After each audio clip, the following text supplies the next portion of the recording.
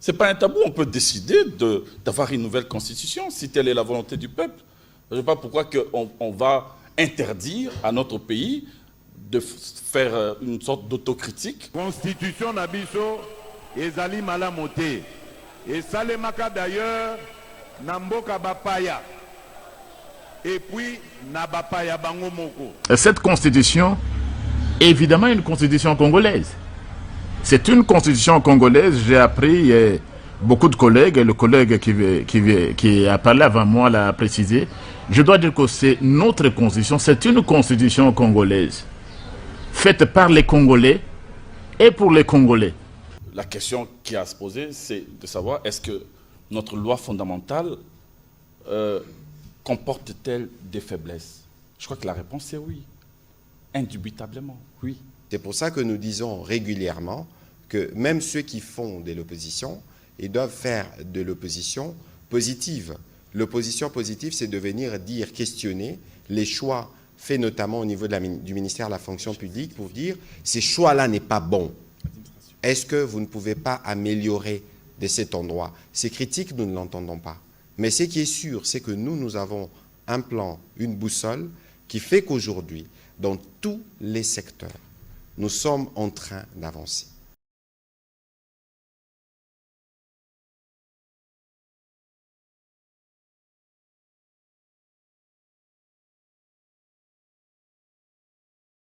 Bonsoir, très heureux de vous retrouver à nouveau dans le cadre de cet exercice de redevabilité. C'est le briefing que nous faisons à notre retour de Kisangani. Vous avez suivi les événements qui s'y sont déroulés. En dehors du Conseil de ministres, vous avez vu les activités que le président de la République, chef de l'État, a déployées, notamment dans le cadre de la solidarité pour les compatriotes qui ont été victimes de la guerre qui avait fait rage il y a quelques années entre les deux armées rwandaises et ougandaises. Le président de la République s'est non seulement recueilli au mémorial, mais il a eu aussi l'occasion de compatir avec certaines familles et évidemment dans le cadre de Frivao, de poser les gestes du gouvernement en termes de réparation. Mais ce n'était pas seulement cette dimension de sa visite, c'était aussi les infrastructures. Vous avez suivi qu'avec le ministre d'État, ministre des ITPR, nous avons fait le point des travaux qui sont en cours, pas seulement dans la ville de Kisangani, pas seulement dans la province de la Chopo, mais aussi dans toute cette partie du territoire où beaucoup des investissements sont en cours. C'était aussi la jeunesse, le sport, parce que le président de la République a eu l'occasion de faire le tour des infrastructures, notamment en visitant les stades de Kisangani. C'était aussi la sécurité. Tout l'état-major général, le commandement général de forces armées de la République démocratique du Congo s'y est retrouvé autour du président de la République pour une réunion du Conseil supérieur de la défense. Et c'est un conseil de ministres qui est arrivé vendredi. Il faut rappeler ici que c'était le premier déplacement du président de la République dans le cadre de l'itinérance qu'il avait promis après la campagne électorale. Évidemment, c'est sûr que dans le jour qui viennent, toutes les provinces de la République démocratique du Congo pourront non seulement avoir le privilège de la visite du président de la République, mais aussi tous les membres du gouvernement qui, à intervalles réguliers, y seront parce que nous sommes un gouvernement de proximité. Voilà plus ou moins résumé les séjours du président de la République. Vous avez tout suivi, on aura peut-être l'occasion de revenir sur quelques aspects.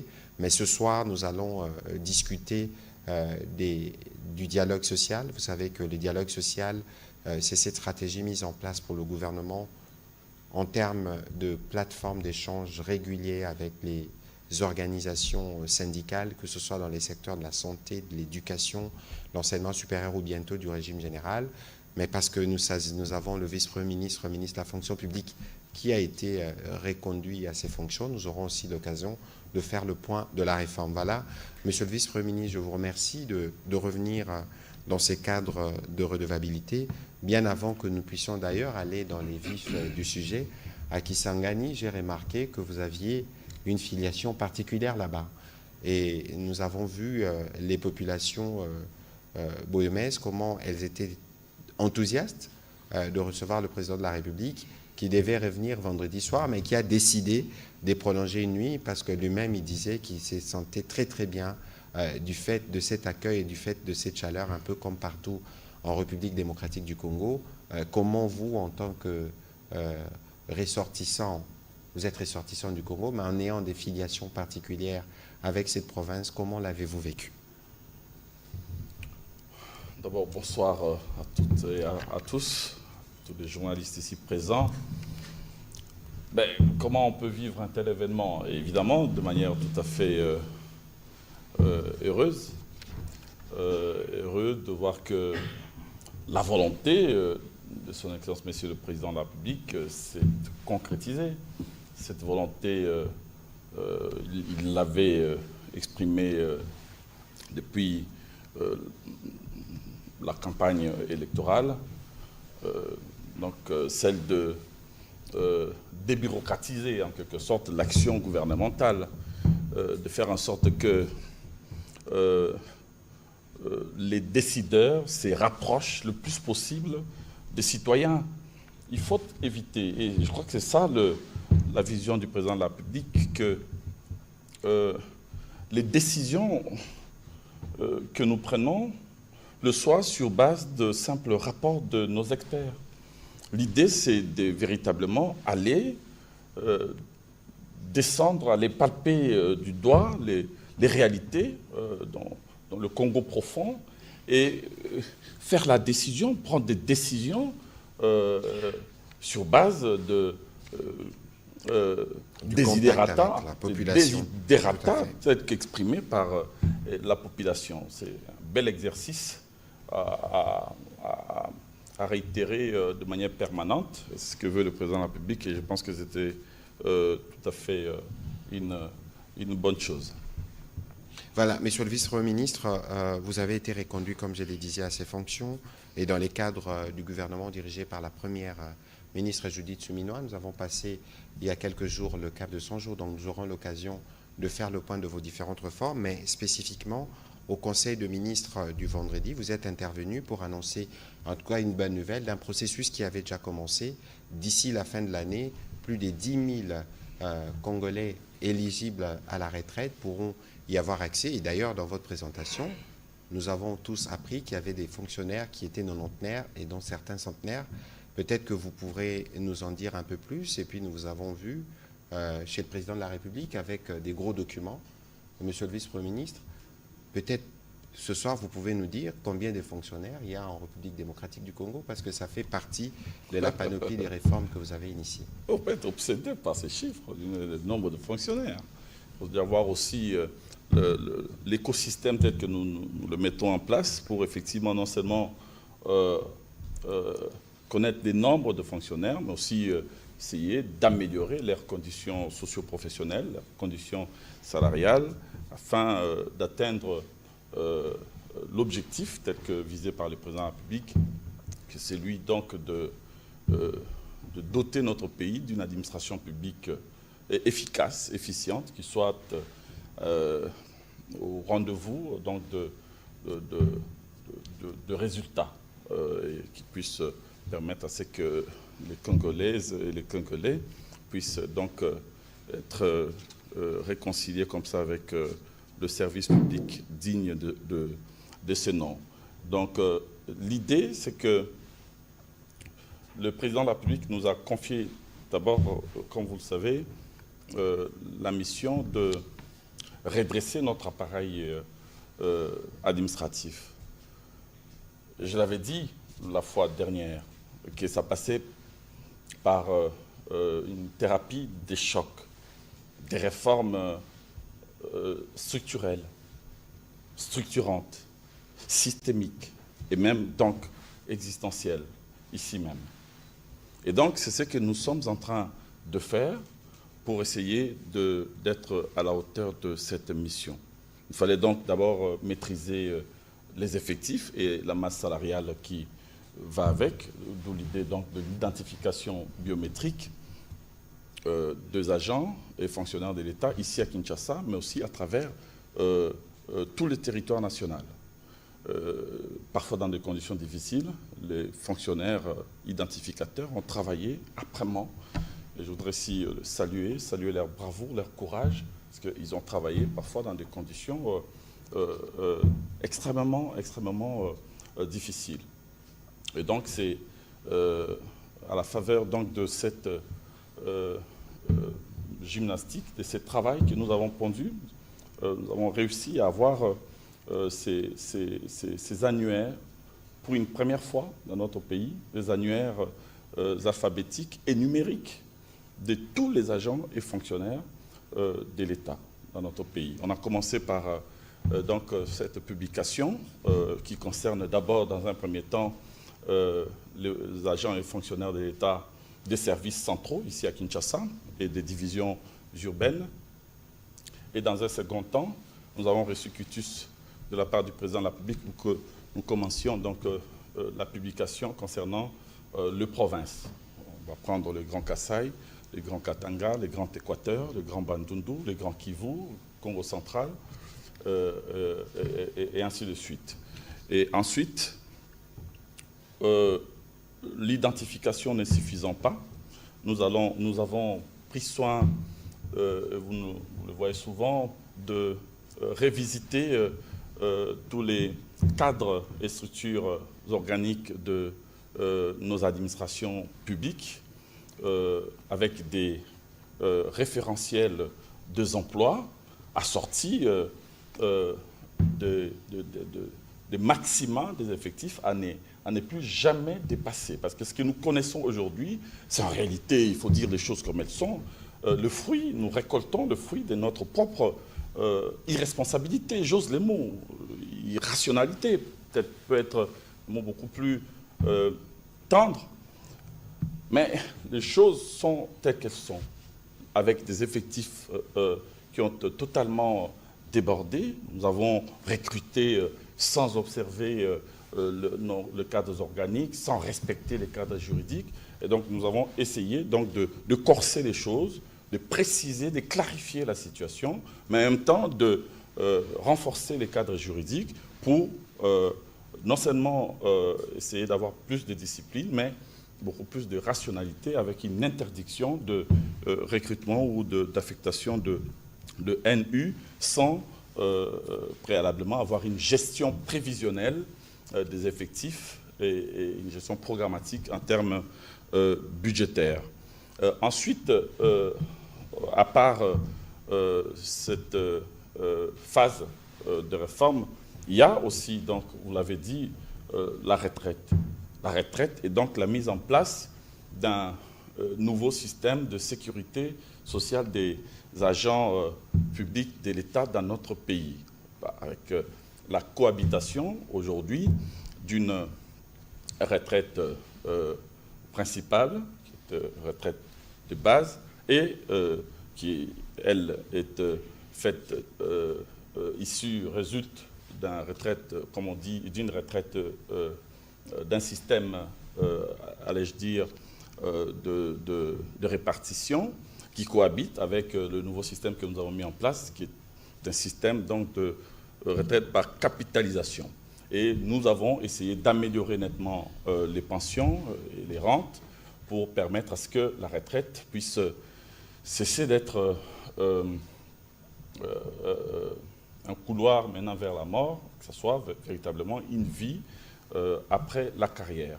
Alors, 11 000 agents plus ou moins ont été mis à la retraite en 2022. En 2023, nous avions eu, vous l'avez dit, des difficultés d'ordre financier au regard de dépenses liées à l'organisation des élections. Mais cette fois-ci, nous allons faire une sorte de remontada en 2024 avec plus ou moins, un peu moins de 10 000 avec la dépréciation du franc congolais. Nous serons à peu près, plus ou moins, nous approcherons 10 000, mais ça sera peut-être, selon les estimations, finalement 9 000 agents. Je souligne que le 11 000 déjà en 2022, lorsque nous les avons mis à la retraite, dans des conditions, avec des conditions améliorées, parce qu'à l'époque, un fonctionnaire était mis à la retraite avec une indemnité de fin de carrière de $2 000, estimée à plus ou moins $2 000, tout grade confondu. Et lorsque nous l'avons fait, amélioré, je crois que le huissier, l'agent le moins gradé, était parti avec plus ou moins 8 000 $. Et le plus haut, c'était à peu près 20 000 $. C'était vraiment une amélioration vertigineuse. Monsieur le vice-premier ministre, excusez-moi, mais ce n'est pas l'objet principal. Ce n'est pas l'objet principal. C'était soir. important de le dire, parce que finalement, vous savez, nous avions parlé de l'identification biométrique et des annuaires que nous avions eu à publier ici à Kinshasa, et donc globalement de la maîtrise des effectifs, qui comporte un triple enjeu.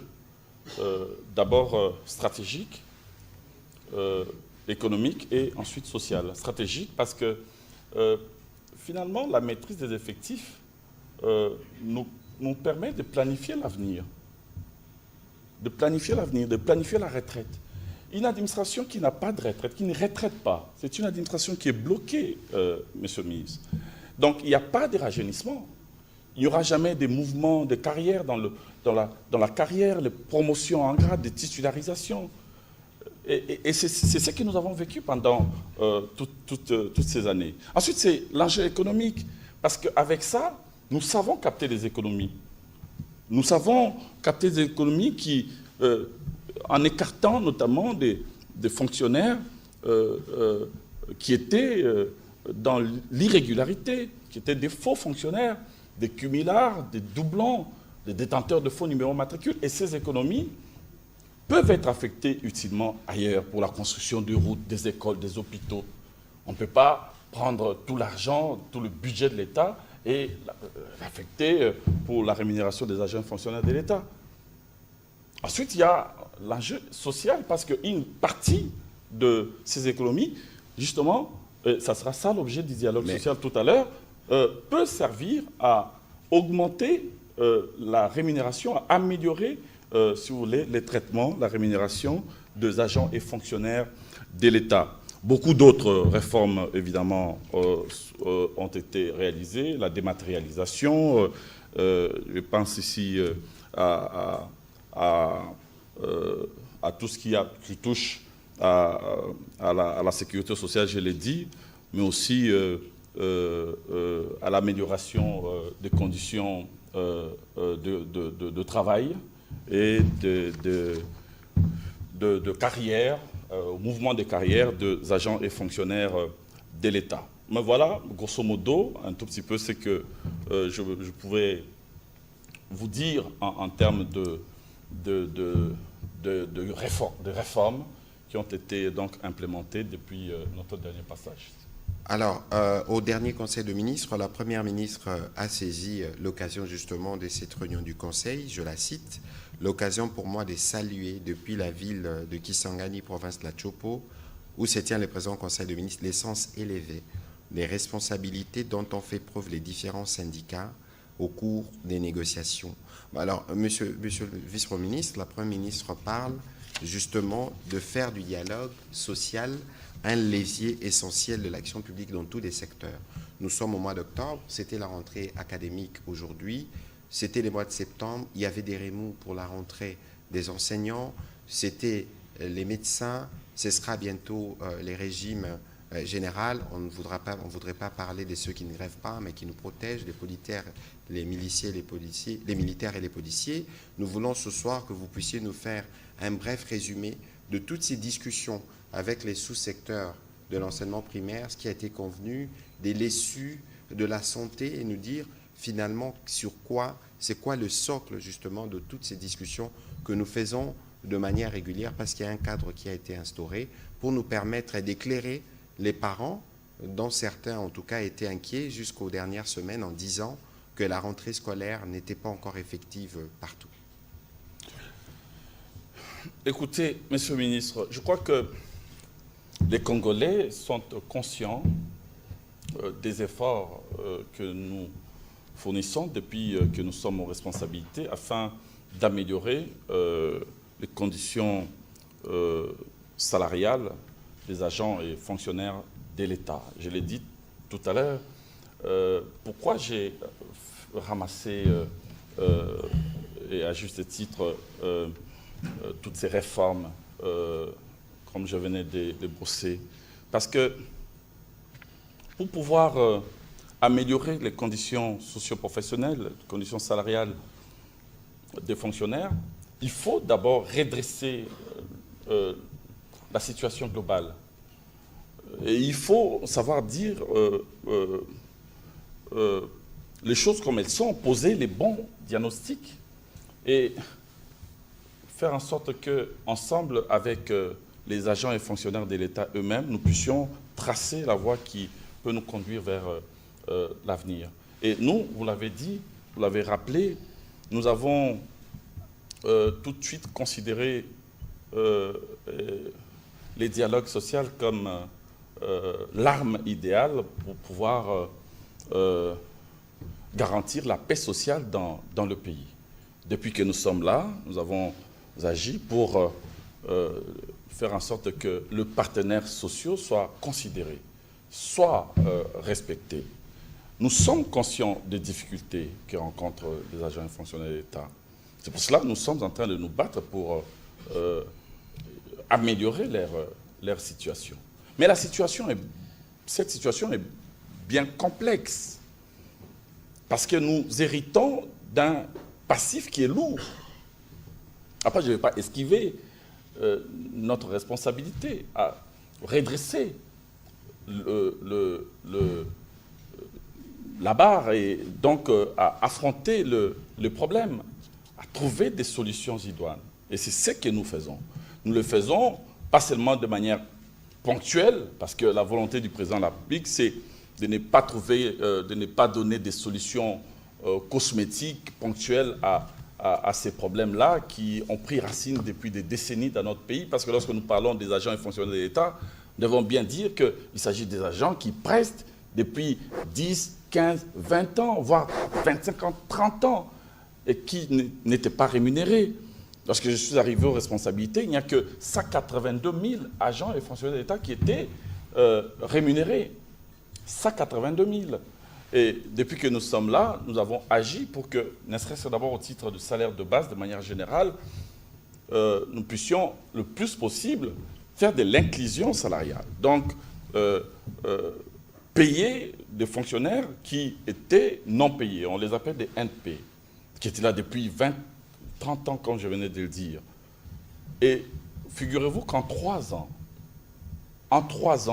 nous allons mécaniser 171 000 en 3 ans. Contre, vous pouvez vérifier, ce sont au niveau de la direction de la paye, de données qui sont tout à fait disponibles, contre 12 800 agents en 20 ans lors des années et des régimes précédents. Donc là, il n'y a pas photo, il n'y a pas match. La volonté, elle est là. Elle est là et je pense qu'elle est incontestable. Et nous continuons avec ces processus d'inclusion salariale. Parce que la rémunération du fonctionnaire congolais aujourd'hui est constituée d'un salaire de base plutôt faible et d'une prime. Nous faisons en sorte que nous puissions aussi, le plus possible, améliorer et aligner les agents et fonctionnaires de l'État qui ne l'étaient pas à la prime. D'abord, pour améliorer, nous avions, comme vous le savez, augmenté toutes les primes à hauteur de 12% avec la diminution, le nivellement vers les bas de l'IPR de 15 à 3%, qui pesait sur toutes les primes. Et lorsque vous baissez comme ça l'IPR de 15 à 3%, ça veut dire que vous renforcez le pouvoir d'achat des fonctionnaires. Mais c'est vrai que nous n'avons pas été aidés par la dépréciation du franc. Les efforts sont aujourd'hui en cours pour essayer de lutter contre cette dépréciation. Et nous espérons que nous allons remonter la pente. Mais le fait est que nous avons essayé d'agir pour soutenir le pouvoir d'achat de fonctionnaires. Et nous allons continuer, évidemment, dans ce sens-là. Vous avez parlé de la santé. Je prends le secteur de la santé d'abord pour commencer. Je voudrais ici donner quelques chiffres, si vous le permettez. Parce que bien souvent, nous parlons d'amélioration sans parler chiffres. On entend parler des grèves par-ci, des grèves par-là. On fait des commissions paritaires. Le gouvernement ne respecte jamais ses engagements, ce qui est totalement faux. C'est vrai que j'ai parlé d'un lourd passif que nous avons trouvé, mais nous nous battons pour essayer de relever les défis. Parce que lorsque on est aux responsabilités, notre rôle, ce n'est pas celui de se plaindre. Il faut trouver des solutions. Et c'est ce que nous essayons de faire. Et grâce au dialogue social, et je voudrais ici saluer toutes les organisations syndicales de la santé, de l'EPST, du sous-secteur de l'ESU, mais aussi plus globalement de l'INAP, l'intersyndicale de l'administration publique, pour le sens de responsabilité dont elles font toujours montre. Si vous voulez, ce pragmatisme qui nous permet toujours de trouver des compromis républicains et réalistes pour ne pas faire effondrer notre pays. Parfois nuitamment, parce que je dois rappeler que plusieurs fois, vous passez la nuit aux côtés des bancs syndicaux à Bibois. Oui. C'est notre dada. Et je vous dis, la dernière fois, nous avons fait une réunion, nous avons tenu une réunion de 14h à 9h du matin. Vous imaginez? Pour suspendre à 9h et recommencer à 10h, une heure de repos. C'était tout simplement invivable. Mais c'est parce que porté par la volonté, déterminé à accompagner le progrès qui s'est enclenché depuis l'arrivée de son Excellence, Monsieur le Président de la République aux responsabilités, eh bien, il faut passer parfois par ces genres de sacrifices. Alors, pour le secteur de la santé, disais-je, qu'est-ce que nous avons obtenu jusque-là à la faveur de toutes ces commissions paritaires depuis que nous sommes aux responsabilités? Nous avons obtenu, en parlant de chiffres, l'alignement à la prime des risques de 34 851 agents. Ça, c'est avant la dernière commission paritaire. J'exclus donc le 4e trimestre. De toutes les catégories professionnelles, donc entre le 4e trimestre 2021, qu'on est arrivé, et le 3e trimestre 2024. dont les administratifs L2 et maîtrise, 773. Administratifs, 5261. Autres pro-santé, 5531. Les chirurgiens dentistes, 114. Les infirmiers, 13 215. Des médecins physiques, 39. Médecins vétérinaires, 304. De médecins, 5734. De pharmaciens, 438. Pro-santé L2 maîtrise, 3442. Ceux qui ne touchaient jamais à la prime des risques et qui ont été introduits, insérés au fichier paye pour recevoir leur prime des risques. Et ces efforts continuent parce qu'ici, comme je l'ai dit, il faut exclure T4 qui a aussi donc son quota. Pour la mécanisation au traitement de base, de 15 000 agents payés entre la même période, nous avons 59 administratifs L2 maîtrise, 9 021 administratifs tout court, donc qui sont en dehors de la catégorie L2 et maîtrise. Autres pro-santé, ça veut dire les kinésithérapeutes et autres, 3 716. Les chirurgiens dentistes, il y en avait 6. Les infirmiers, 1291. Le médecin physique, 4. Les médecins vétérinaires, 15. Les médecins, 1137. Les pharmaciens, 13. Les pro-santé et maîtrise, pro-santé L2 et maîtrise, 541. Nous avons aussi réajusté la rémunération de 5177 médecins promus en grade par le président de la République.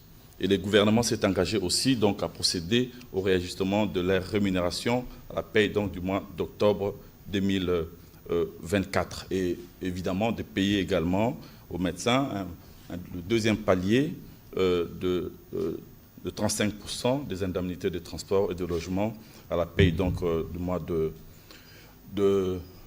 d'octobre 2024 et de solder en même temps les 30% restants au prochain trimestre. Nous avons aussi régularisé la situation administrative de 91 117 agents de la santé, dont les administratifs 27 764, autres pro santé 15 750, les chirurgiens dentistes 449, les infirmiers 20 290, les médecins physiques 86, les médecins vétérinaires 408, les médecins 15 330, des pharmaciens 580, pro santé L de maîtrise 5 063, les techniciens vétérinaires une première 5 397. Après, il y a des perspectives que nous avions définies lors de la dernière commission paritaire à Bibois, avec l'alignement encore à la prime des risques au T4 de plus ou moins 1000 médecins, pour le médecin, 1000, dont 800 unités du régime général et 200 médecins du FARDC et de la police nationale congolaise. Les administratifs, 500, les administratifs L2, 150, autres pro santé, 500, dentistes, 50, infirmiers, 1500, médecins physiques, 20, médecins vétérinaires, 100, les pharmaciens, 100 notamment. Et puis les pro santé L2 maîtrise 700, dont 50 FARDC et 25 PNC, techniciens vétérinaires 500. Et vous voyez les efforts qui donc ont été déployés pour essayer d'aider le secteur de la santé à pouvoir toujours aller de l'avant. Je vais peut-être enchaîner directement avec le secteur de l'EPST. Oui, s'il vous plaît.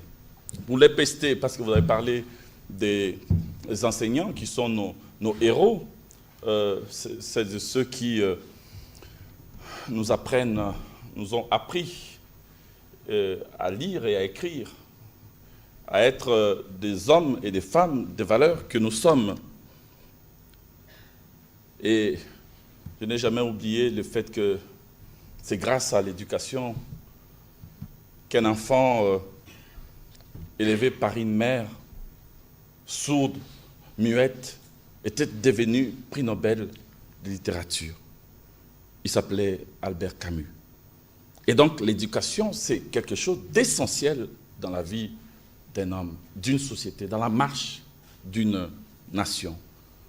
Mais lorsque nous abordons cette question, nous devons le faire en toute responsabilité, en évitant des polémiques politiciennes, en évitant des lectures simplistes. Ah, député Bazoak à combien? Ah, Bissot toujours à combien? Il ne s'agit pas de cela. Il ne s'agit pas de faire des comparaisons. Là, on parle d'un corps qui comporte plus de 700 000 personnes. 700 000 personnes. Donc, lorsque nous le faisons, nous devons le faire avec réalisme, mais avec une certaine humanité. Il faut se mettre à la place des enseignants qui souffrent. Et il faut se battre pour que leurs solutions puissent... Mais je dois rappeler spécifiquement que pour les enseignants, le président de la République vous a chargé, entre autres, de réfléchir pour leur accorder un statut Absolument. Donc ici, particulier. Les efforts sont assez particuliers. Il y a d'abord d'un côté des efforts tendant à améliorer leur rémunération actuelle, mais en même temps, conformément donc à la volonté de son Excellence Monsieur le Président de la République, leur accorder aussi le statut général de fonctionnaire pour pouvoir bénéficier d'un certain nombre d'avantages au regard du fait que leur carrière aujourd'hui est en réalité une carrière assez précaire. Je souligne, s'agissant de l'amélioration, qu'en 2019, l'enveloppe mensuelle de paye des enseignants est passée, lorsque le président de la République est arrivé aux responsabilités, des 70 milliards 155 millions à plus ou moins 112 milliards 784 millions. Tout un symbole. En 2020, il y a eu la prise en charge de tous les enseignants de autres niveaux, maternels, secondaires, et ceux qu'on appelle enseignants assis, donc des administratifs, identifiés par le ministère de l'EPST, faisant passer donc l'enveloppe salariale de paye des enseignants à 112 milliards 564 millions, plus ou moins. Alors, en 2021, il y a eu le paiement des allocations donc, de fin de carrière à plus ou moins 4439 enseignants du primaire, et donc le paiement de la prime de la gratuité à tous les enseignants du primaire. Et en 2022, avec le ministre Tony Mwaba, il y a eu la prise en charge de plus de 70 226 enseignants dits NU, avec un réajustement de la prime de la gratuité à chaque enseignant par l'octroi d'une prime, disons, d'une enveloppe supplémentaire de plus ou moins 30 000 par enseignant, avant évidemment la dépréciation. Et puis il y a eu réajustement des frais de fonctionnement des écoles, comme vous l'avez certainement appris. En 2024, nous avons pris en charge plus ou moins 7 829 enseignants non payés du secondaire, avec un ajout, donc comme vous l'avez appris, de 100 000 francs à tous les enseignants pour un effectif global de 698 194 enseignants de tous les niveaux. J'ai dit que lorsqu'on dit 100 000, il faut voir l'impact. Lors du gouvernement passé, les enseignants attendaient 20 000 avec beaucoup de difficultés. Ici, on a pris 100 000. On peut être tenté de dire 100 000, ce n'est pas vraiment beaucoup. Mais c'était d'abord pour faire récupérer, parce que le moins gradé de tous les enseignants qui avaient plus ou moins $100 dans le fin fond du pays avait descendu, 240, lorsque le dollar était encore à 240 000. Et donc il fallait essayer de faire, dans un premier temps, de faire une indexation et un réajustement par rapport au taux. Et c'est ce qui a été fait déjà au titre de salaire complémentaire. Ça a été payé aux enseignants et nous sommes en train maintenant de compléter l'autre partie pour que ça fasse 100 000. Mais nous avons insisté sur le fait que le chiffre de 700 000 enseignants que je viens de dire était un chiffre qui n'était pas exact et qu'il fallait donc, un peu comme dans le régime général au niveau de la fonction publique, on peut parler chiffres si vous voulez, assainir. Il faut assainir les fichiers des enseignants.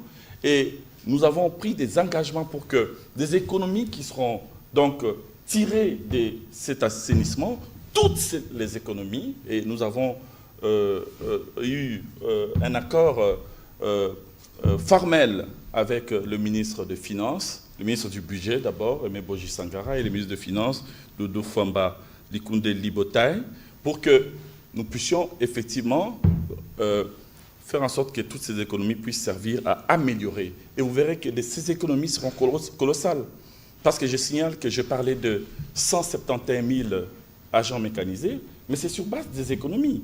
Parce que nous avons extirpé du fichier des décédés, des fraudeurs, des fictifs. Nous trouvons encore aujourd'hui des économies, encore en T4, nous venons de mécaniser T4, 16 000. ça veut dire quatrième trimestre. Quatrième trimestre, c'est-à-dire que mois d'octobre, là, courant, donc à partir d'octobre, il y a eu 16 000 nouveaux fonctionnaires qui n'étaient pas payés, qui le sont, parce que la paie est déjà passée. Et donc, avec un assainissement drastique, rigoureux et une meilleure gestion du fichier, on va dégager des économies pour améliorer sensiblement Monsieur le Premier ministre, permettez alors sensiblement pour les la autres rémunération. Que nous puissions prendre les questions de... Ensuite, pour terminer, s'il vous plaît. J'aurais peut-être pas le temps de parler alors de l'ESU, mais nous avons très rapidement, nous parce avons que c'était aussi la des rentrée chiffres académique aujourd'hui. Voilà, parce que nous avons essayé d'agir pour un accroissement sur la prime institutionnelle qui a été observé déjà pour donc, tout le personnel scientifique et administratif à partir du deuxième trimestre de l'année en cours. Nous avons, en termes de chiffres alignés, 3240 agents qui étaient non payés et qui ont été cette fois-ci mécanisés. Nous avons 242 chefs de travaux qui ont été promus et mécanisés. Il y a eu alignement donc à la paye de 909 personnels académiques, 3996 personnels scientifiques, administratifs, techniques et ouvriers, 43 000 personnels scientifiques, administratifs, techniques et oubliés également pour le prochain donc, trimestre. Et puis, des 146 cadres et agents des services centraux avec d'autres actions en termes de correction des grades et en termes de perspective, le paiement des arriérés des rémunérations accumulées depuis mars, avril, mai et juin 2023, l'augmentation de 50% de la prime institutionnelle restante au T4 2024 à la paye complémentaire, donc conformément aux résolutions de la commission paritaire des bois.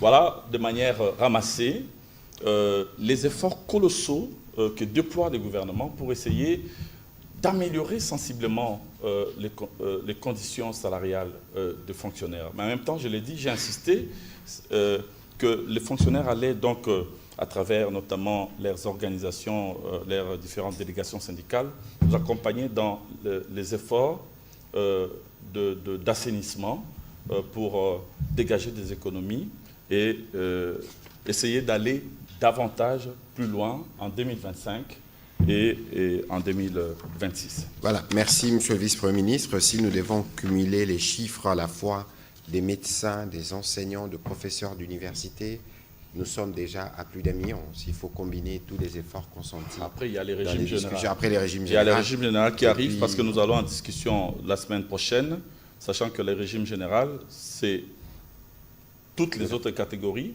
d'agents et fonctionnaires de l'État, des ministères, des institutions, mais aussi le chef de l'État nous a toujours rappelé qu'il faut prendre en compte aussi la grande muette de qui je vais faire. Bien sûr. Alors, on va commencer. On va commencer. Qui seront concernés avec les prochaines augmentations. Voilà, Monsieur le Vice-Premier ministre, votre exposé a été très clair, mais je pense qu'il existe encore des zones pour lesquelles les journalistes voudront obtenir des éclaircissements. On va commencer notre série de questions avec M. Serge Tseka. Et puis ce sera M. Pichu Mulumba. Ouais. Question brève, s'il vous plaît, pour lui permettre de répondre directement et de prendre le maximum des questions. Merci, Excellence, pour la parole accordée. La première question vous est adressée, Excellence, Monsieur le ministre de la Communication. Kisangani, on a suivi l'activité du chef de l'État et du gouvernement, mais la question, qu'en est-il de l'indemnisation des victimes de ce qui s'est passé à Kisangani et les plaies sont restées béantes, les familles continuent à pleurer de morts et de pertes accusées.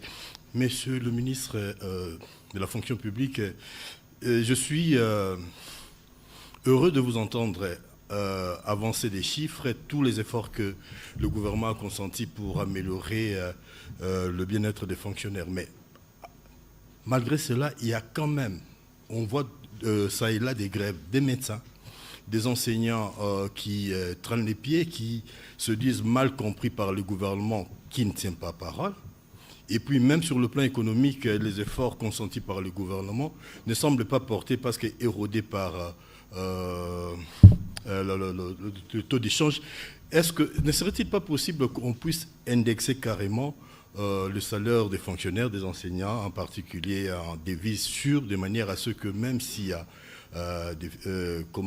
d'évaluation qui puisse avoir quelque chose, que les efforts du gouvernement restent quand même constants parce que on a comme l'impression que tous les efforts sont en train de tomber dans l'eau du fait de ces problèmes.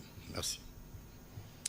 Alors, rapidement, sur la question de Kisangani, vous avez suivi le briefing que nous avons fait avec le ministre d'État, ministre de la Justice sur place. Si vous avez regardé, parmi les premières activités du président de la République, c'était de faire la visite sur le site du Génocost. Le président de la République a fait une descente à Frivao, au bureau de Frivao. Le Frivao, c'est les fonds de réparation et d'indemnisation des victimes de l'agression ougandaise. Une enveloppe de 2,5 millions de dollars a été remise à l'Église catholique. Une autre enveloppe, des enveloppes d'à peu près 2000 à 2500 ont été données. C'est cela le processus d'indemnisation. Par les passés, il y avait des soupçons en termes de gestion des mandataires qui étaient. À cette question, le ministre d'État, ministre de la Justice, a dit avoir, en tout cas la justice s'est déjà saisie de l'affaire, c'est de ce côté-là qu'on pourra faire la lumière sur ce qu'a été la gestion de ceux qui étaient là-bas. Mais pour le reste, il y a un nouveau bureau qui a été installé. Le ministre de la Justice, comme le ministre de la Fonction publique, ont des liens particuliers avec la ville de Kisangani. C'est vous dire que la question de l'indemnisation est une question qui est prioritaire. Il y a un plan, il y a des fonds qui ont été décaissés et pour lequel la rigueur a été remise. Et si vous avez vu la symbolique du passage du président de la République lui-même au sein de Frivao, ça veut dire que tout est propre et que la procédure plutôt d'indemnisation suit son cours normal. Monsieur le vice-premier ministre. D'abord, je veux préciser, parce que vous continuez toujours à parler de ces liens particuliers, je voudrais informer que je suis de Bumba, de la Mongala, mais que je l'ai dit, ce n'est pas un secret d'État, lors de la relégation des fondateurs de l'UDPS à 82, nous avons, nous, été relégués à Bumba, chez nous. Et nous étions petits, et à l'époque, nous avons été... relégués à Bumba ou Kisangani? À Bumba. Bumba. À Bumba. Et ensuite, après, nous avons eu la chance d'avoir des oncles qui étaient à Kisangani, à Kéan, et qui sont venus nous chercher à Bumba pour nous amener à Kisangani. Nous avons passé quelques années. Et donc, ces liens forts auxquels fait allusion donc, Patrick Mouyaya. Alors, concernant votre question, elle est pertinente. Elle est pertinente et ça ne concerne pas que les enseignants, mais ça concerne tous les fonctionnaires. Ce qui est là, c'est que, je vous ai dit, le président de la République a préféré que nous puissions trouver des solutions systémiques, des solutions durables à ces problèmes d'enseignants. Et arrêter chaque fois de chercher, de trouver comme ça des solutions ponctuelles, mais qui après se trouvent être inefficaces. Et ces solutions systémiques-là, aujourd'hui, c'est la mutation administrative des enseignants, comme je venais de le dire. C'est-à-dire faire de l'enseignant, un peu comme sous d'autres cieux, un fonctionnaire à part entière. Voilà, ça permet à ce qu'il ait une carrière d'abord sécurisée, parce qu'aujourd'hui, le salaire est plutôt appartient à l'école, et puis ils sont tout le temps désactivés. Donc il faut que l'enseignant soit fonctionnaire. Bon, pour être fonctionnaire, il faut passer par des contrôles assez drastiques concernant les fichiers. Donc nous allons contrôler les fichiers parce que ce n'est un secret pour personne que ces fichiers le fichier de nos enseignants est totalement corrompu, avec beaucoup d'enseignants fictifs, beaucoup d'écoles fictives d'ailleurs, comme vous le savez. Et donc nous allons faire ce travail, c'est ce que nous sommes en train de faire en collaboration avec la ministre d'État, ministre de l'Éducation, Raïssa Malou, et nous pensons que c'est la meilleure réponse à donner. Mais en attendant, nous sommes obligés de procéder donc à ces ajustements, à ces réajustements par rapport donc au dollar. Et en même temps, je vous l'ai dit, parce que j'ai parlé de réformes liées à l'amélioration des conditions salariales des fonctionnaires, des agents et fonctionnaires de l'État, c'est essentiellement en ce qui concerne la réforme de la politique salariale, dictée par le président de la République, que nous sommes en train d'élaborer sous la supervision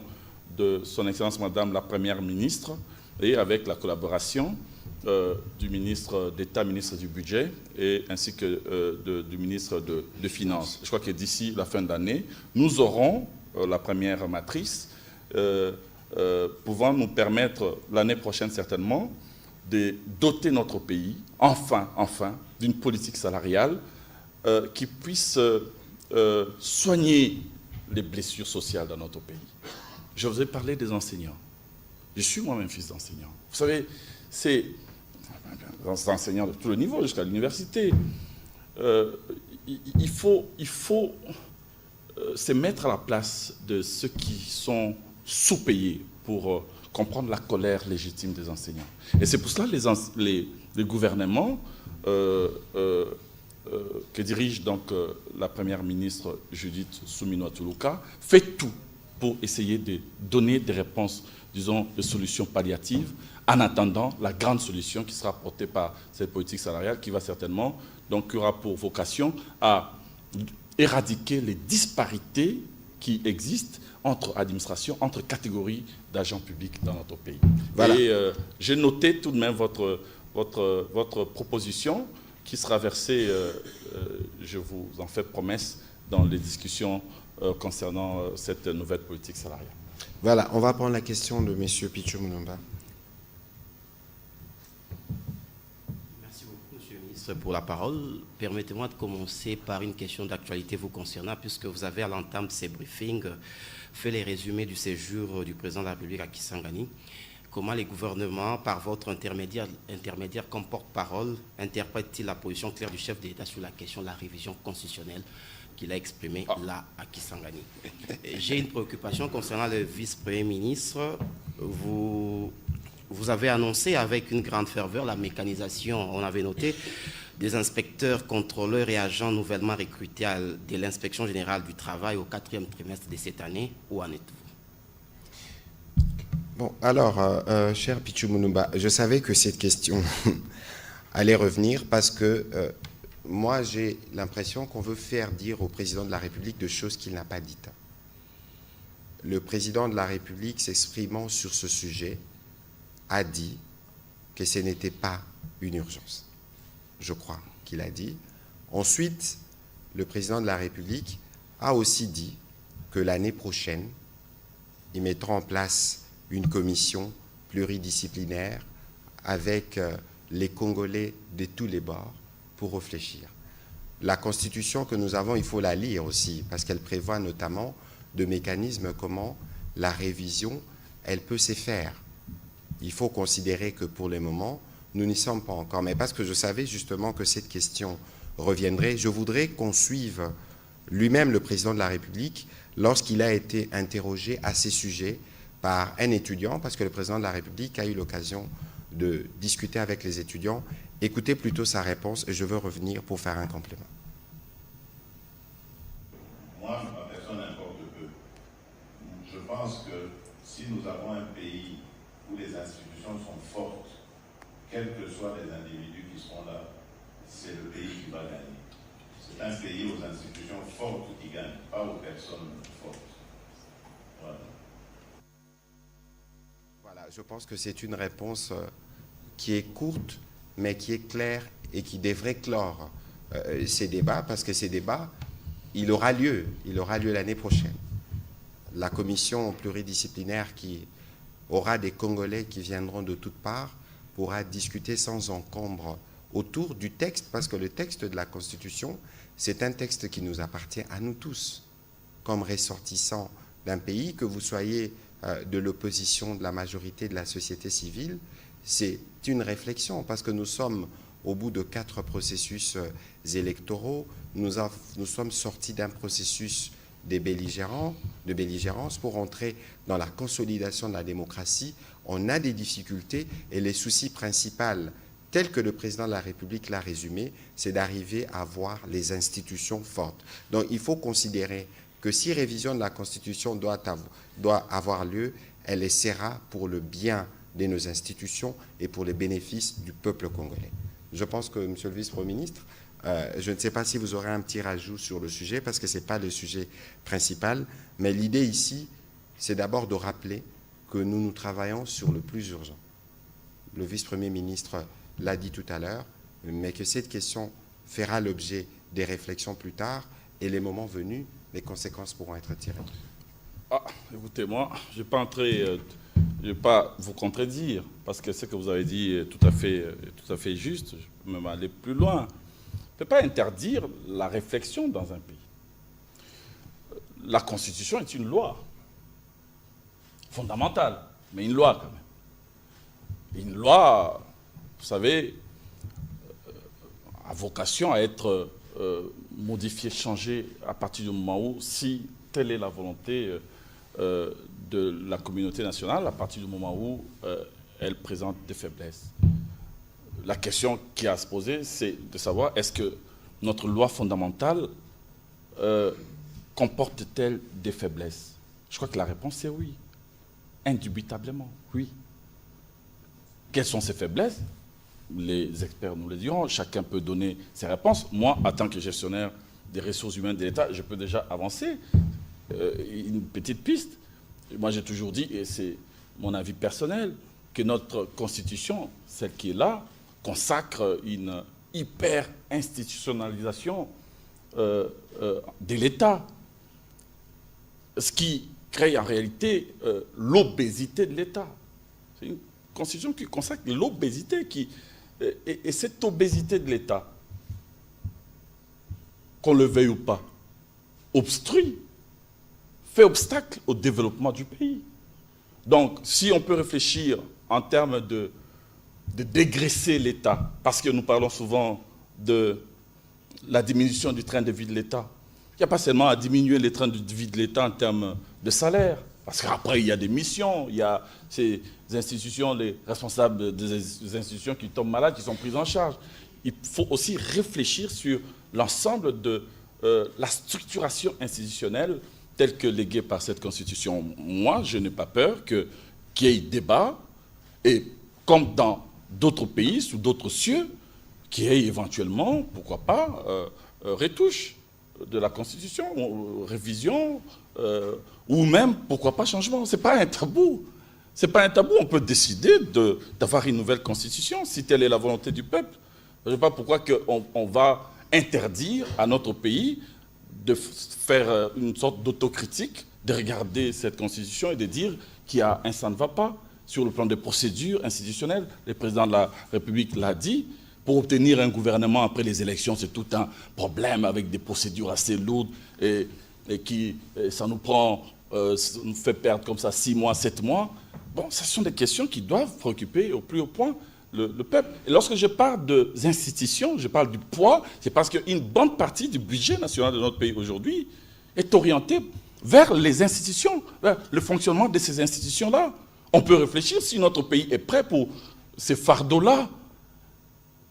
Et le secteur du développement est préjudicié. On peut réfléchir.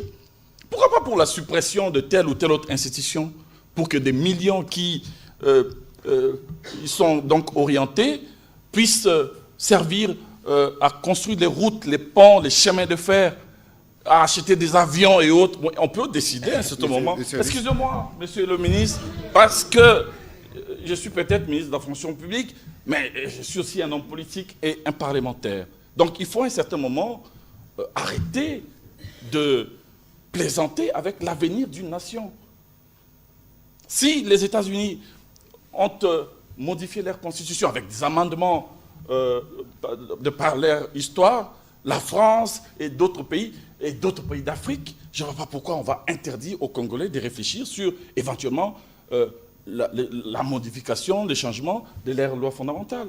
Il faut à un certain moment arrêter de faire des jeux politiciens partout sans tenir compte de l'avenir de la nation. Il faut que nous nous retrouvions sur les fondamentaux. Il y a des fondamentaux. Et il faut vraiment qu'on essaye de faire avec. Je ferme la parenthèse. Bon, pour la fermer définitivement, oui. De toute façon, M. Pichu Mulumba, la commission elle sera pluridisciplinaire.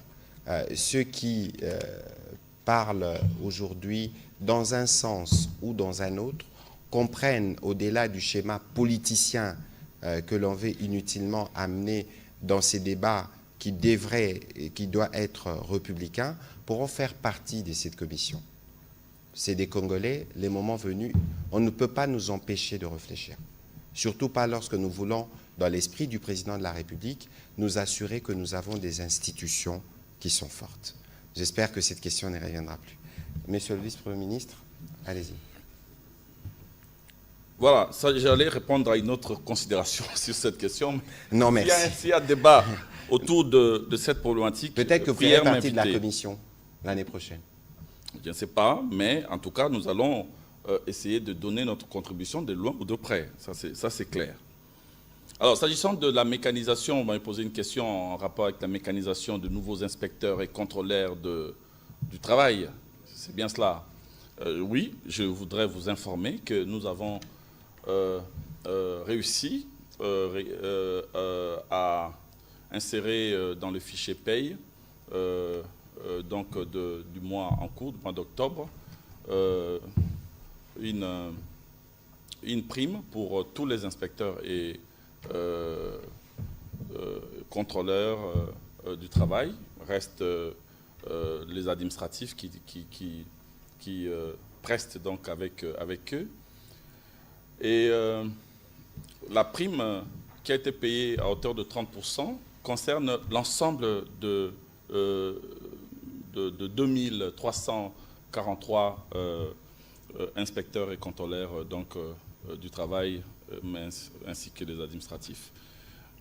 Pour la mécanisation salaire de base, 1400 ont été effectivement mécanisés. Il y a eu omission de plus ou moins 994, si je ne m'abuse, et on est en train de faire une paye complémentaire pour régler la question. Mais aujourd'hui, ils sont déjà rémunérés et ils ont déjà à leur disposition une rémunération pouvant leur permettre, surtout ceux qui venaient de l'intérieur, de tenir le coup et de commencer à travailler dignement. Voilà, on va prendre les deux dernières questions qui restent en série pour nous permettre de faire une économie de temps. Donc, ce sera Benoît Niemba, Eric Izami et on terminera par Jimmy Mukendi. S'il vous plaît.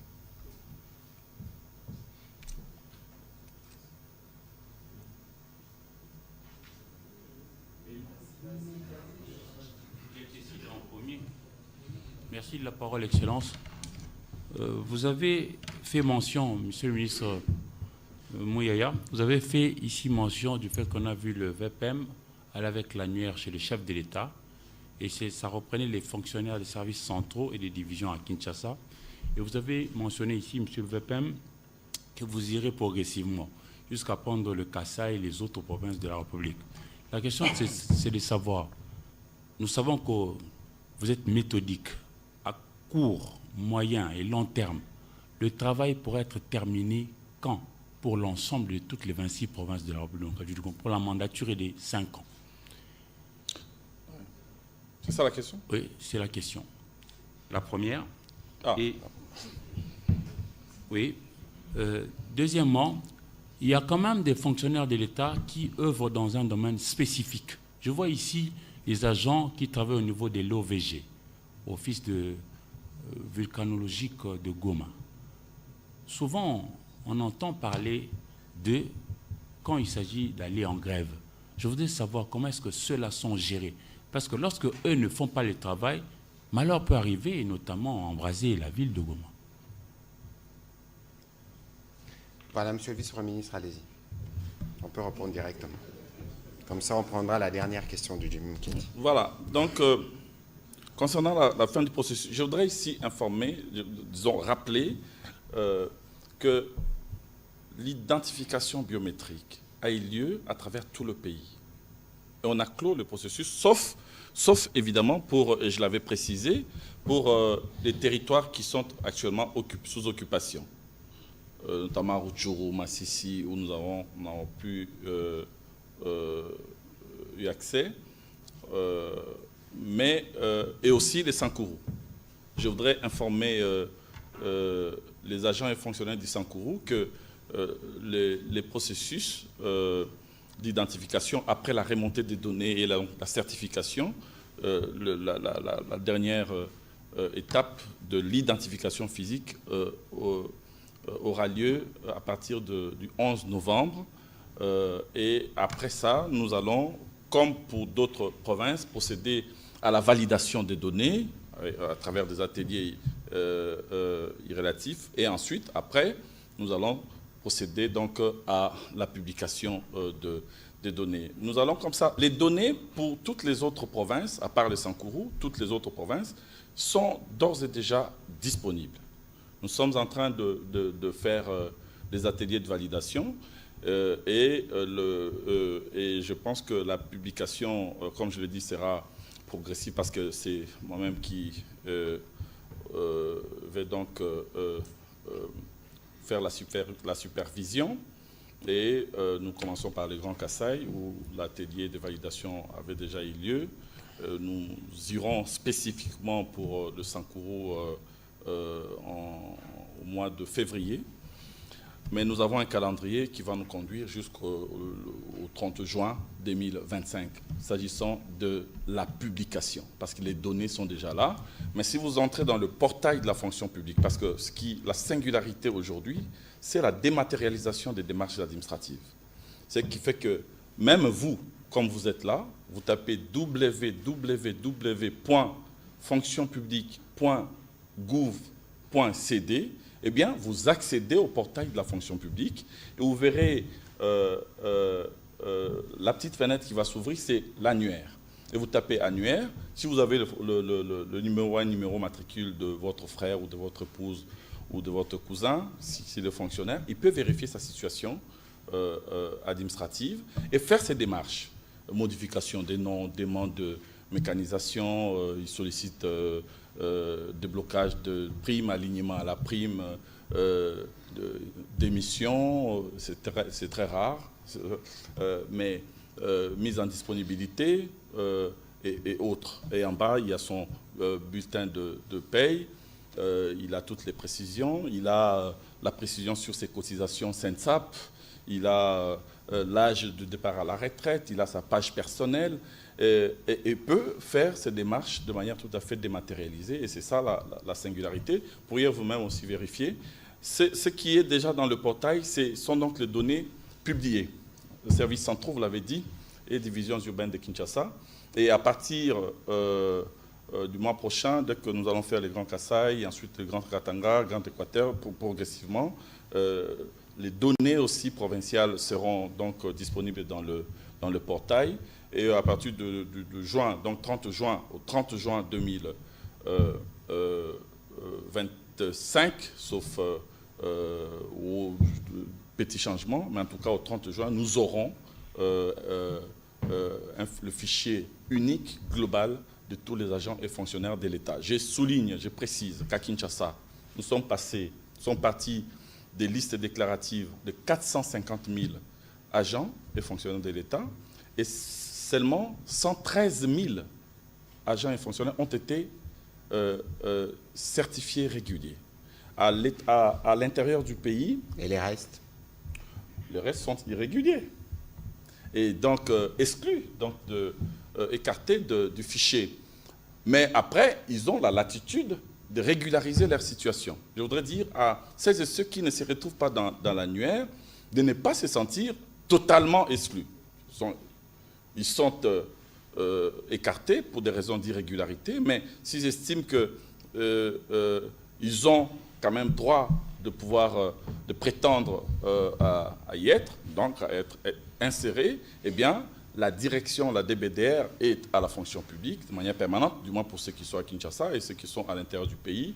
Il y a donc des antennes au niveau des divisions provinciales, donc de la fonction publique.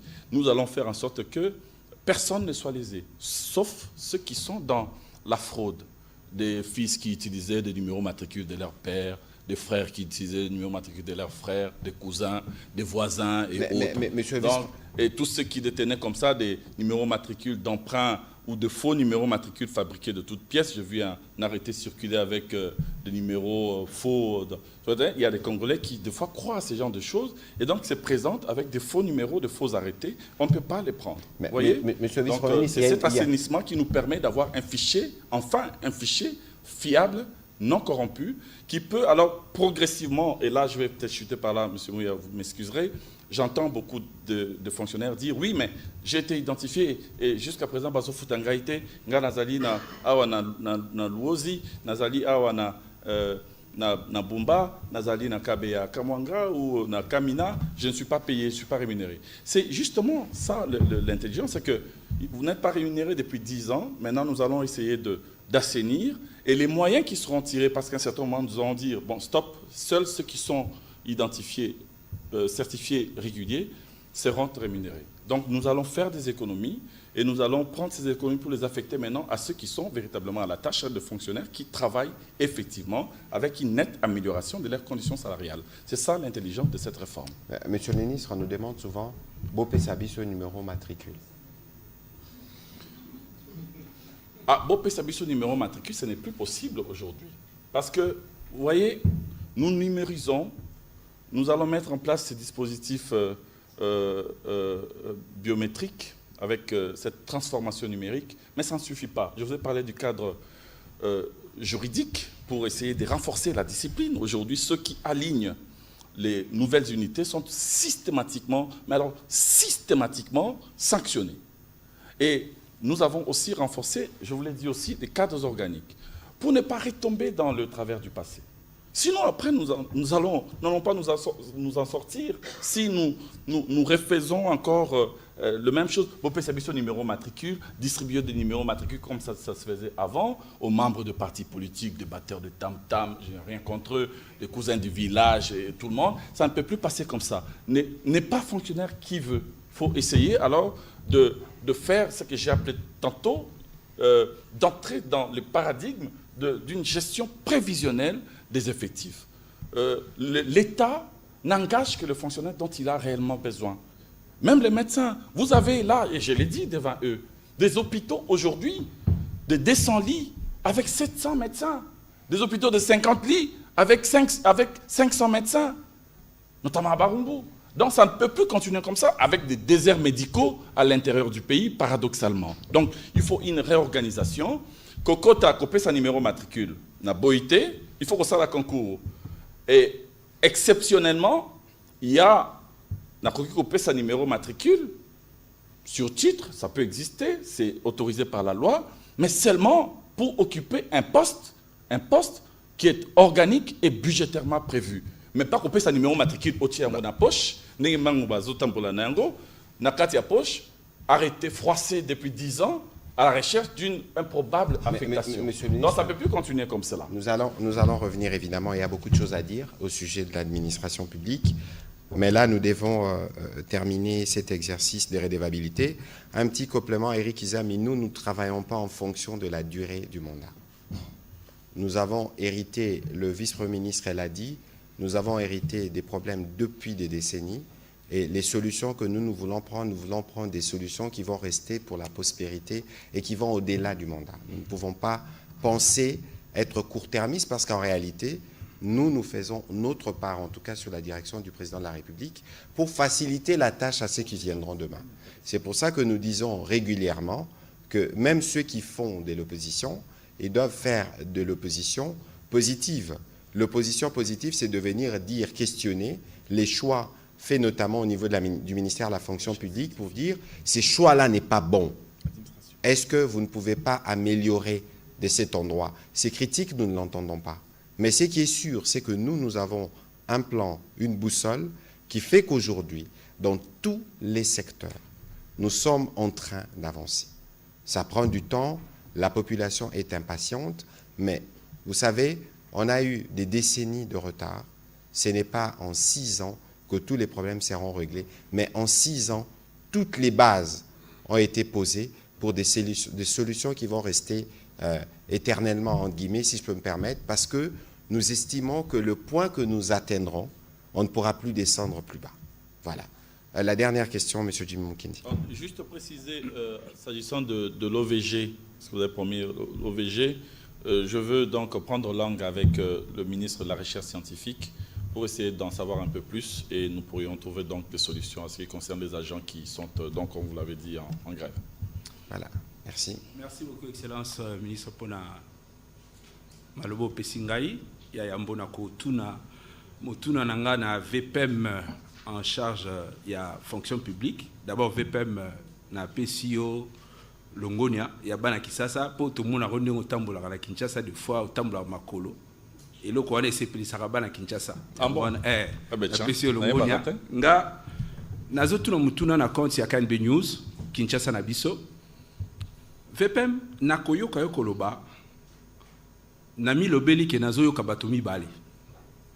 Première partie à speech na yo, o lobeli essentiellement ndengo o tondisi bato na liste ya fonction publique. tant que tu une question il y a constitution VPM aux alliés pour que ventiler service à l'État.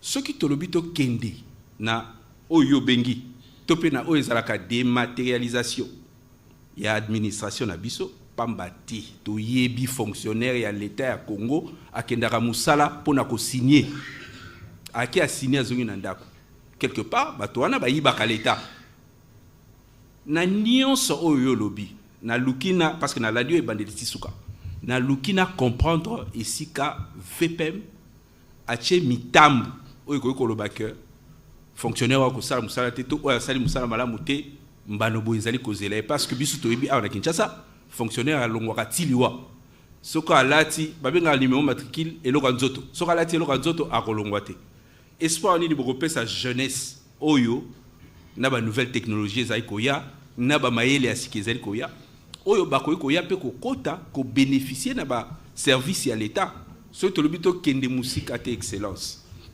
lelo atana ba cabinet atana ba nazam kuse atana ba cabinet analyse atana ba cabinet atana ba na ba institution ebele batu ba travailler ka bazaka muke batu oyo bafuta marabazaka ebele na suki wana soki ko yebisa biso à part mutu ko bima na retraite est-ce que fonctionnaire mususu a ko tika musala te pona ko tikela batu mususu et sika o bazali plus compétent et kozalaka na bénéfice à l'État na kei na excellence Patrick Mouyaya excellence Patrick Mouyaya félicitations à ozali ko sala na secteur na biso ya communication et médias na ligina tuna mutuna oiza simple okolimbisa parce que lobito zongi ya question constitution te yango ndebo peliseli yango moto mikolo parce que na bato ba kufa ba sekui pona kolobela question ya révision ya constitution excellence to zali na impression ton arrière goût que moi ba intervention na yo et kindaki na sens ya ko appuyer toloba changement ya constitution wana te pour excellence loba que na gouvernement na bosolo yango te mais awa chef de l'État a boaki déjà maloba na Kisangani dernièrement est-ce que beaucoup kota na jewana si vite ou bien écolekana ndenge nini parce que question yango ezali ko diviser na yebi ke ba élément de réponse ezaki na français mais na lingi pe bandeko ya lingala ba sosola ba yoka merci na rosepela VPM ba na kopesa yano comme ça l'air aussi lisanga na opeso yano to silisa OK VPM. Je vais vous répondre, je vais vous le dire clairement. Hein? La lingala. Non, on a répondre dans la lingala, ce que lingi. Motuna otuni ezali nambano. Kasi na bokundu ya oyo lobi nakoba boye. Parce que olobite d'abord tango sali mwanzela mokuse olobi que na tondi sibato. Non, tondi sibato mokoni na lobi que ngana tondi sibato. Na lobi régularisation. O to sala ki na bite soki yango ndo sala allusion na yango. Régularisation, il y a notamment ba médecin na ba fonctionnaire mosusu to continuer d'ailleurs yango hein. Ba nouvelle unité o ba sala depuis kala.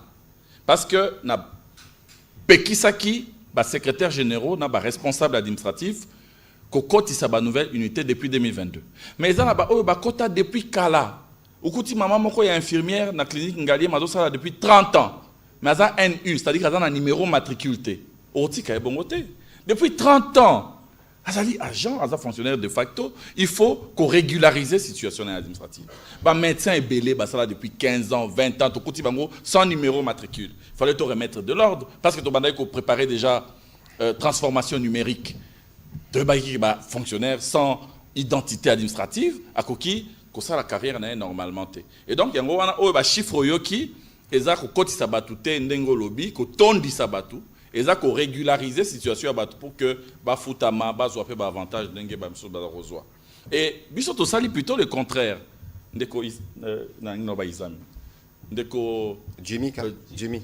Mkendi to sali le contraire to longoli ndeba oyo bazalaki ba fraudeur. Tolongoli ba oyo bazalaki ba fictif. Tolongoli ba oyo babandaki ko saigner trésor ya l'État. Tolongoli bango pourquoi? Parce que bazali na irrégularité. Na pesi par exemple, ba bazalaki na ba faux numéro matricule, ba bazalaki na ba numéro matricule ya batata na bango, ya ba noko, ya ba voisin, ya ba et ça la marabon na mboka na biso. Eh bien maintenant ba comme na difficulté, ba bazalaki ba cumular. Yé moko na économie, yé moko na finance, yé moko na DGRAD, yé moko azali super assistant. Bon, alors 3-4 salaires, to mais qui ko ça la triptyque, équation où il y a un agent, un poste, un salaire. Il y a un autre bunda pour une meilleure répartition, il y a richesse en mboka na biso. Au sali moi Changi Moke, au côté singa na débat il y a Mouyaya. Il y a rebatté au lobby que, non, na lobby que, na constitution na biso, il y a les lois, lecture nangai. Ezali que après, la constitution va belligérant, ba institution moto et tondi makasi. Donc, ezali que consacrer un peu une sorte, na bengango ya hyper institutionnalisation, il y a l'État.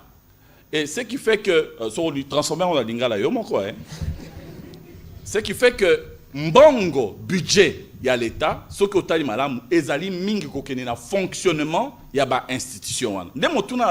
Est-ce qu'il est interdit à réfléchir sur l'éventualité comme sous d'autres cieux, il y a remarqué, est-ce que moment y était à se remettre en question pour ta institution et l'équilibre. Ce qui est la diminution à train de vie de l'État. Beaucoup qui quitte sa salaire, je rappelle que tant on a quitté ça qui IPR pour un agent public à l'État de 15 à 3% de bas, on n'a pas touché naba personnel politique. Touché naba personnel politique, ba député, ba ministre, Tomatissi, bango IPR pour nous répondre on a vu à chef de l'État qui quitte ça train de vie na bango. 21% il y a impôt. On va arrêter un salaire, 21%, vous pouvez aller vérifier la direction à paye pour que, et il y a justement, que la mieux répartie la population. On peut aller beaucoup plus loin, je suis pour. Moi, je suis vraiment un fervent partisan. Il y a diminution, il y a train de vie à l'État. Mais ce qu'on a besoin, c'est que l'État est obèse. Elle est obèse. Il faut dire les choses comme elles sont. Obèse, il faut qu'on dégraisser l'État.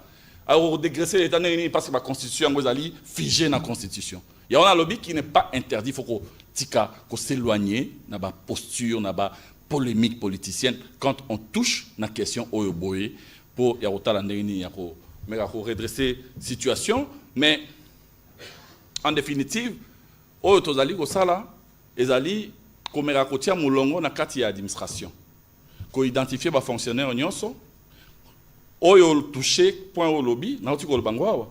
Banque mondiale en 2017, et Sali a aidé l'État Nabiso pour la mise à la retraite. Pendant 8 ans de processus, oui, Batobon Bakena retraite, n'a repéré ça au chiffre. 923. Dont 800 Obada qui pris en charge effectivement. Et les Loboé, en 2022, tant que la responsabilité, grâce à l'orientation de nous avons réussi avec une volonté farouche, avec détermination. Il y a Kendissa, plus ou moins 11 000 en une année. Je vous parler de 8 ans, la Banque mondiale tout de même. En une année, 11 000 bakei pour laisser la place aux jeunes. Ben évidemment, il y a 11 000 remplacés par 11 000. Dans le baki principe, il y a un fonctionnaire sur 2 partants à la retraite.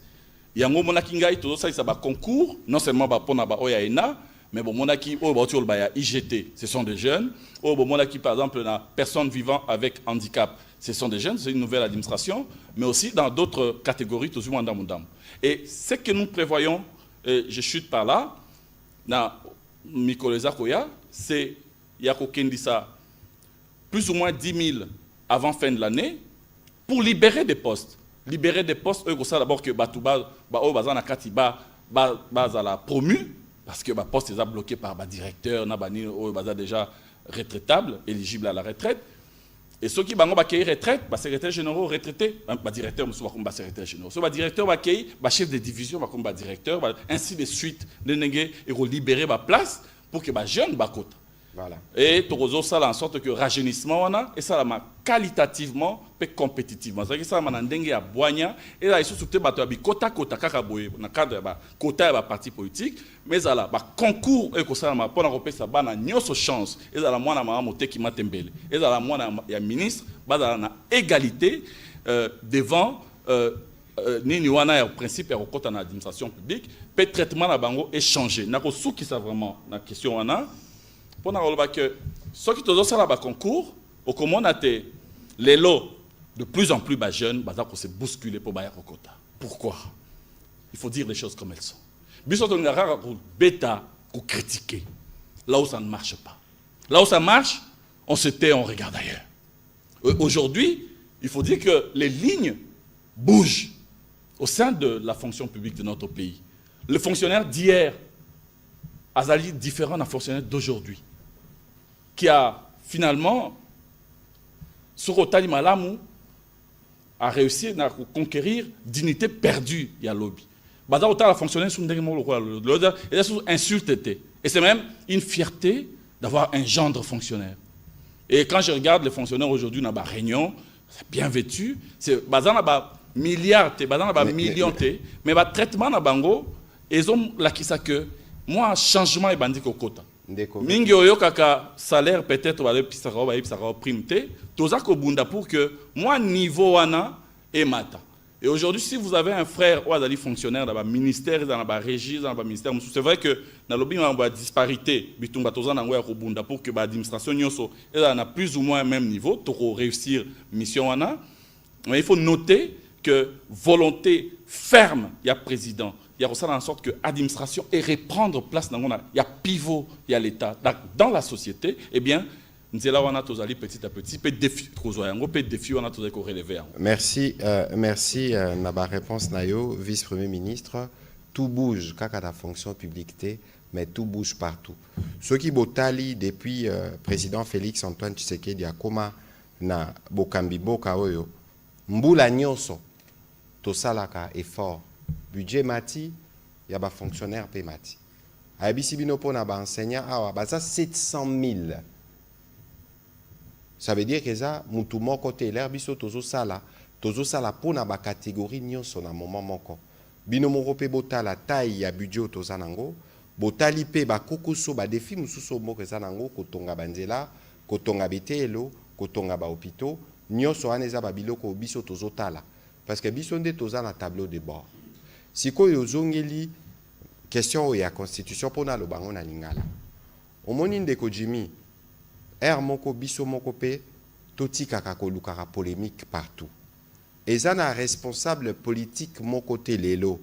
Soki okei kutuna ye oya koloba na yo que constitution ana ezala biloko otokoki ko simba te. Soki toza biso nyonso sincère et cohérent. Parce que objectif au biso to lukaka. Eza objectif ya ko garantir efficacité à l'État. Bolanda qui président de la République ne yano pesa ki ba étudiant président lobby ezali kambu ya mutute. Ce n'est pas une question d'un individu, c'est une question du renforcement ya ba institution ya l'État. Yemokope a pesa ki moi kolimbo la moi mukie parce que mon ndenge tozo sala ba briefing oyo to sala ka justement pour batu ba comprendre ka cheminement. Leur président lobby y est asa garant et à bon fonctionnement et à institution. Ça veut dire que à ça li constat y a ba élément moko ozo fonctionner malamute. Na réflexion ya rosala mususu ndeko VPM li a ou qui est là depuis 4 ans. A OK ko ebisaye moko ndalobi omoni oyo obésité zali. Ndeko mususu pe le lo que za na opposition topé na société civile.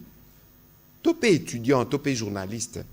Okipe kolanda na réflexion na obi mokonza mboka makambo yo penza botala ngo boye. Objectif o biso nyonso tozoluko na lobaki. Soki révision faut salama eko salema pona bolamu ya mboka na ba congolais. Donc botika sikoyo kokotisa batu na makanisi ya bato baza na besoin ba c'est quoi? Formule na yo moko. Ko c'est quoi na bango balingi ba ko frauder. Na malobo mokonzi ya mboka alobi eza clair, alobi réflexion. Commission pluridisciplinaire. Et là kisi ke bato abamaye le bakouta bisiko ebele bavandi. Est-ce que bokoki ko empêcher biso gouvernement otoza ko kambamboka pona batu ya majorité na opposition? Tolobi to sangisana numayele wana. Leur commission wane ko sila. Parce que question wana président Lobaki, c'est pas une urgence. Commission wana il faut ça la maman mis en place. Commission est sali moussala et sali rapport. Parce que il y a 3 possibilités pour nous la révision. 100 000 Congolais, je crois 2/3, il y a assemblée na Sénat, topé gouvernement balobi bon, toro sala boye. Kasi l'air balobi commission pluridisciplinaire. Et là kisi ke makambo salama na transparence sur mo lo bango na lingala. Et ça man empoisa. Ça veut dire que batu bakoya bakanisi batali 1 2 3 4 5 6 7. Ce qui 218 articles ou combien tozalango batali mutuna mutasali proposition nae. Na moment wana bakosala rapport na initiateur à commission, nde na moment wana conséquence kozala tirer. Kasi oyo batu il faut ba retenir sikoyo. Eza makambo VPM auti koloba. Eza makambo touti kosala na Kisangani. Eza na makambo ezo sala mapona 145 territoires. Parce que ya motuya o biso tozo lukeza ke ba Congolais bazala malamu na Congo na bango. Donc l'air toko koma na moment ya réflexion wana na ba conclusion ko bimila wana nyoso wana toko sala ngo pona ko permettre ba Congolais bazala na kimia, bazala na misala malamu, bazala na banzela, pe bazala na ba institution ezopesa bango biyanu lorsque ba koko sezali. Bako sabinote, bachape peuple na confusion te. Maloba mokonza mboka alobaki eza clair. Oyo pa lobaki na étudiant eza clair alobi eza likambo ya yete. Eza likambo ko pesa mboka ba institution ya makasi. Ndeko VPM tosilisi wana. Aussi olobi ebele, est-ce que ozana mwa mukia koloba pona kosilisa? Peut-être yakobate tango mokonza mboka alobaki likambo wana nazalaki présent na ba étudiant. Peut-être pour ça il faut préciser yango. Effectivement, alobaki clairement que faut que l'ongola ba débat et à la subjectivité. Ils ont marqué ya mototé, ya yété parce que mingia wa sur balobi constitution c'est que balingi ba bakisa mandat c'est que ya wana moni na insister wana ba aspect au Italie makambo wana ba institution à l'État et tout ça ils ont rejoint misolo mingi misolo ils ont empêché il faut dire des choses dans vérité na peuple ils ont empêché développement dans mboka na biso parce que ceux qui besoin budget ya école ndam ya munene parti munene zokende na ba fonctionnement ba institution il est clair que banzela ba train ba aéroport ba nini rozala reta et tout bandara rozala aider na ba FMI Banque mondiale alors que toko ko bongisa na mbongo tozana ngo pour total ndenge ni toko ko tombola mboka na biso. Moi je crois que les ama better rozala na débat wana et ezali tout à fait juste ndenge sala maraba mboka nyoso et évitons ya kozala posture ou ko diviser mboka. Il faut, j'en appelle au sens de responsabilité et de la part des hommes politiques. Constitution, la loi fondamentale, on ne la change que d'une main tremblante. Mais c'est une loi. Ce qui est dans la faiblesse, il faut qu'on estirpe, comment qu'on rénove. En tout cas, merci. Merci Nandenge au permettre de faire la précision. Donc, on a été dans le lobby, il y a des chiffres. On a des nombre ya basali ya l'État na santé ndenge tozo ko aligner bango mingi balobaki awa mais bayaka quand même kaka parce que baleki ebele oyo bazalaki payé te aligné te depuis 10 15 20 25 voire 30 ans. Je vois encore cette maman na Gemena au Epsenga moi na ngai ça fait 33 ans nazaro sala même médecin directeur wa zali boso na ngande na botisa maman na e mais nous n'avons ni prime ni salaire. Voilà ce que nous gérons. On a un passif lourd. Il faut gérer un gossiko.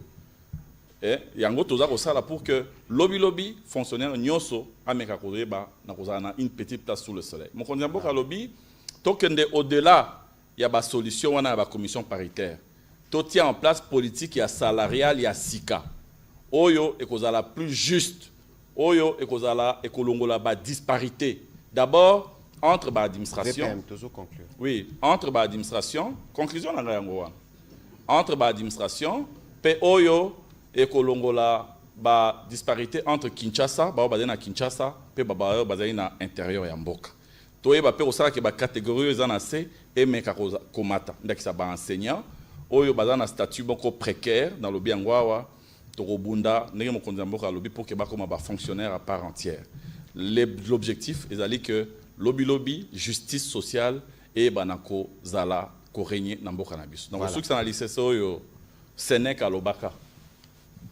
j'aime beaucoup l'expression le rôle à Yoebi, que ce n'est pas parce que les choses sont difficiles que nous n'osons pas.